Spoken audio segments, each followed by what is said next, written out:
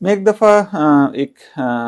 Teenager बच्ची थी जिसको एडीएचडी, जिसको attention deficit hyper activity disorder जिसको बोलते हैं, कि जिसमें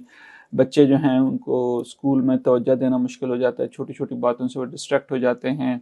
उनको बार बार रिमाइंडर करवाना पड़ता है, चीज़ें रख के भूल जाते हैं। इसके साथ अपने कमरों की सफाई करना, सुथराई करना, इन चीज़ों में काफ़ी ज़्यादा परेशानी होती है।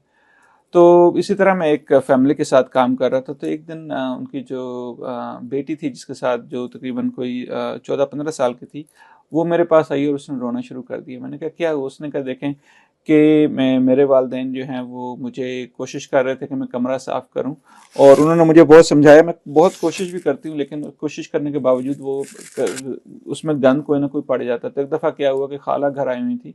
और मामा जो है वो खाला को लेके मेरे कमरे में आ गए और कहा देखो, ये मैं तुम्हें बताती थी कि कितनी जो है वो गंद मचाती है पूरे घर में, आज तुम खुद भी देख लो कि हमने इसको इतने महंगे स्कूल में भेजा, इतना सब कुछ किया, लेकिन उसके बावजूद इसको हमने सिर्फ ये कहा था कि अपने कमरे की सफाई करनी है, और वो इसने नहीं कर सकी। तो माँ की जो इंटेंशन थी वो क्या थी कि बच्ची समझ जाएगी, लेकिन बच्ची पे क्या असर हुआ कि वो और चिड़चिड़ी होगी, और परेशान होगी, और उदास होगी। उसकी जो एहसास कमतरी का जो पहले वो शिकार थी, इस कंपैरिजन की वजह से कि अब खाला